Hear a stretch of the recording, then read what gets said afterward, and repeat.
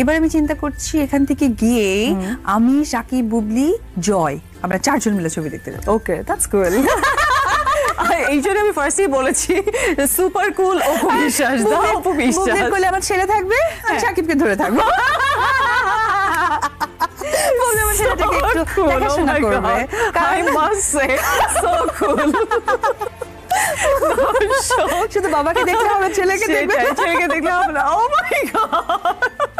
আমি ভাবছি যে এবার আমার ছেলেকে রেডি চেডি করে ওর কোলে দিব, আমরা 4 জন মিলে সিনেমা দেখতে যাবো। কারণ বাচ্চা তো একটু দুষ্টুমি করে, ধরার তো একটু লোক লাগবে। দেখো মানে তুমি দেখো, কারণ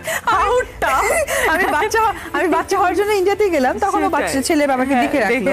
এখন যদি ছেলে হয়ে গেছে, আমরা দেখতে আসছি একটা প্রোগ্রামে, ছেলেকে দেখো। এটা কিন্তু টু গুড ছিল।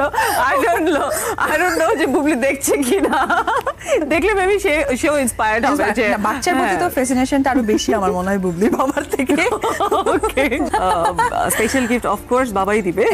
হ্যাঁ, না ও অ্যাকচুয়ালি তো কোনো কিছু কিনতে পারে না, এটা হচ্ছে কি শাকিবের সবচেয়ে একটা বদ অভ্যাস বলতে পারবো। ও সবকিছুই ছেড়ে দেয়। ইনফ্যাক্ট মানে পানি খেলেও ভাববে যে গ্লাসটা আনতে হবে, এটাও তোমরা কিনে নিয়ে আসো, আমি কখনো আনবো না।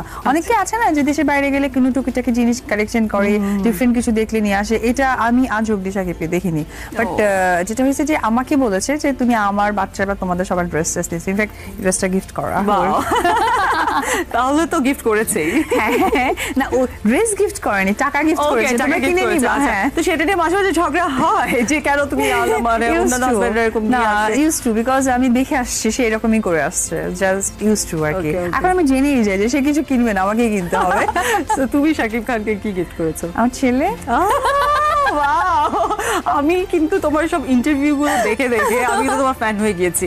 সো কারণ তুমি এত সুন্দর করে কথা বলো, এত সুন্দর স্পিচ দাও।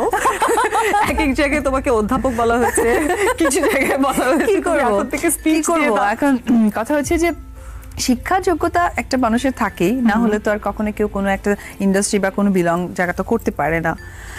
সুপার শিক্ষিত না হলে অধ্যাপক তো কেউ বলে। আচ্ছা, তো অপু আজকে আমরা যেহেতু ফ্যামিলি নিয়ে একটু কথা বলতে চাচ্ছিলাম, তো তোমার শুরুর গল্পটা একটু জানবো যে কিভাবে চলচ্চিত্রে এলে। আমরা শুনেছি তুমি নৃত্যশিল্পী ছিলে, বা পরিবারের সাপোর্ট কতটা ছিল? পরিবারের সাপোর্টের মধ্যে সবচেয়ে বেশি সাপোর্ট ছিল আমার মার আর আমার চাচার, কারণ তারা দুজনেই ভীষণ কালচার পছন্দ করেন। তারা ছোটবেলা থেকে চাইতেন যে আমি নাচ শিখি, স্কুলে যে প্রোগ্রামগুলো হতো সেখানে আমাকে তারা অ্যাটেন্ড করাতো। সিনেমায় আসার ব্যাপারে আমার বাবার একটু কনফিউশন ছিল যে সে কখনো চান না, কারণ আমার রিলিজন তো হিন্দু, বিয়ের পর হয়তো রিলিজনটা চেঞ্জ হয়েছে। তো আমার রিলিজনে হতো কি যে পুজোতে এরকম আমরা কোনো শপিং করব, বাবা কখনোই আমাদেরকে পাঠাতেন না মার্কেটে গিয়ে তোমরা শপিং করো, আমাদেরকে বলতো যে 5-7টা ড্রেস এনে দিয়ে দিত, এখান থেকে চুজ করে তোমরা নিয়ে নিবা।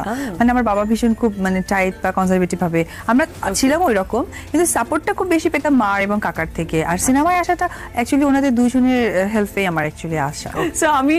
আমি দেখেছি যে সবচেয়ে অপু বিশ্বাস বলেছে কয়েকটা জায়গায় যে আমার লাইফের সবচেয়ে বড় ভুল মনে হয় বিয়ে করা। সো কি মনে হয় বিয়ে করাটা সবচেয়ে বড় ভুল, নাকি মনে হয় যে দূর চলচ্চিত্রেই যদি না আসতাম তাহলে এত কিছু হতো না? সো এগুলো আসলে দুটা সেন্সে বলবো। সেটা হচ্ছে যে ফার্স্ট কথা, একটি কথাই বলবো, বিয়ে করাটা আমার ভুল। এটা আমি এই সেন্সে বলেছিলাম কারণ আজকে আমার ফ্যামিলি পরিচিতি টিভির মাধ্যমে হয়েছে, এটা না হলেও হতে পারতো, নাও হতে পারতো। কারণ আমি বেলা শেষে তো আমি একজন মানুষ, এটা তো অস্বীকার করার কিছু নেই। আর প্রত্যেকটা মানুষের চাওয়া পাওয়া কিন্তু খুব বেশি একটা না, খুব ছোট ছোট চাওয়া পাওয়া।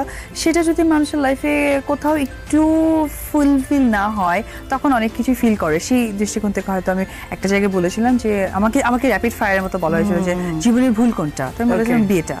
আবার একদিক থেকে চলচ্চিত্রকে সাধুবাদ জানাবো যে আজকে চলচ্চিত্র না থাকলে হয়তো বা আমাকে কেউই চিনতেন না। আমি অনেক বড় কিছু হতাম, জন্ম নিয়েছি, একদিন মরতে হবে, বাট আজকে আমি যদি মারা যাই আমার মনে হয় যে কোটি মানুষ কাঁদবে এবং প্রত্যেকটা ঘরে ঘরে আমাকে নিয়ে একটিবার আলোচনা হবে। এটা সৌভাগ্যের ব্যাপার, এটা চাইলে কেউ পায় না। সো লাইফে ভালো মন্দ নিয়ে তো একটা লাইফ গড়ে ওঠে। সো বিয়েটাও এবং চলচ্চিত্র দুটোই আমার কাছে ভালো মন্দের মতো। ওকে, সো আপনাকে নিয়ে সবচেয়ে ভালো মন্তব্য কি শুনেছেন? শাকিব আমাকে বলতো আমি নাকি অনেক রাগী। আচ্ছা, এটা খুব ভালো লাগতো সত্যি। হ্যাঁ, শাকিব খান সম্পর্কে এমন কিছু যেটা এখনো পর্যন্ত কেউ জানে না। The secret of Shakib Khan. Shakib তো সমস্ত নায়িকাদের বন্ধু, তার জন্য শাকিবের সব সিক্রেট সব নায়িকারা বিভিন্নভাবে বলে দেয়। আমি তোর ওয়াইফ, আমি এটুকু বলতে পারি। ও আসলে সমস্ত মেয়েদের সাথে যা করে এটা কিন্তু সত্যি না, আমরা একটু অপুকে দিয়ে একটা গান গাওয়াতে চাই। না, এটা আমি মাঝে মাঝে হচ্ছে শাকিব যখন হয়তো ফোন ধরে না, তখন হয়তো হঠাৎ করে ফোন ধরে ফেলে, তখন আমি গান গাই। ওকে, কেন ফোন ধরনি, কেন ফোন ধরনি, ও তখন বলে আরে রাখ আসতেছি। সো ইনোভেটিভ, ও মাই গড, এটা কিন্তু শিক্ষা নিচ্ছে এখনকার কাপল, ইনফ্যাক্ট আমিও শিক্ষা নিলাম। কারণ কি আমি ওকে এত জ্বালাই, ফোনে এত জ্বালাই, কন্টিনিউয়াসলি ফোন করি। হ্যাঁ, তো ও এখন বিরক্ত হয়ে রাগ দেখালে, জানিস রাগ দেখালে আমি আরো ফোন দিব। আই থিংক সে ইন্টারেস্টেড ফিল করে হয়তো, বা যে আমার ফোনটা বারে বারে আসবে, তাছাড়া সে আমাকে রাগিয়ে দেয়। ওকে, যে রাগ করে আরো ফোন করবো। এরকম আরো আপডেট পেতে আমাদের এই ছোট্ট চ্যানেলটি সাবস্ক্রাইব করে সঙ্গেই থাকুন।